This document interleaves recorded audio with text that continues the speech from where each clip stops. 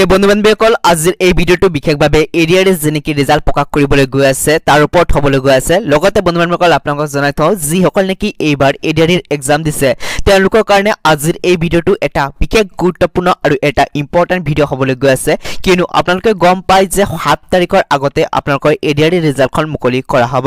তে বন্ধু-বান্ধৱীসকল এই ক্ষেত্ৰত এটা বিশেষ আপডেট আহিছে, সেই আপডেটটো মই আজিৰ এই ভিডিঅ'টোৰ যোগেদি আপোনালোকক দিবলৈ চেষ্টা কৰিম।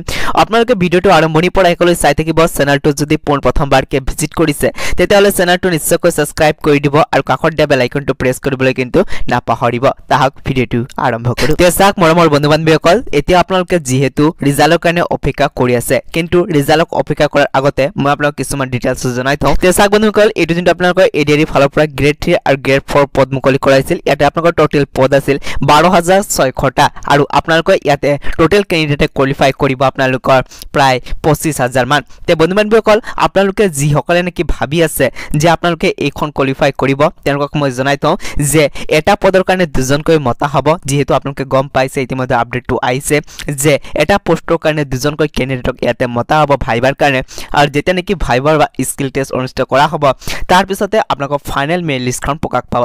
কিন্তু এইখিনিতে আপোনালোকক জনাই থওঁ যে বহুতে ইয়াতে দাবী কৰিছে যে এটা পদৰ কাৰণে 3জনক মাতিব লাগে বুলি। তে চাওক আপোনালোকে কি ভাবে, এটা পদৰ কাৰণে 3জনকৈ মাতিব লাগে নে নাই সেইটো আপোনালোকে আপোনালোকৰ মতামতটো ভিডিঅ'টো কমেন্ট সেকশনত জনাই। আৰু আপোনালোকে গম পাইছে যে 7 মাৰ্চৰ আগতে আপোনালোকৰ এডিআৰ ৰিজাল্টখন মুকলি কৰা হ'ব। সেই বন্ধুসকল আপোনালোকক জনাই থওঁ যে আপোনালোকৰ যি নেকি এডিআৰ ৰিজাল্ট আছে সেইটো আপোনালোকৰ 5 তাৰিখৰ ভিতৰতে কিন্তু ডিক্লেয়াৰ কৰা হ'ব।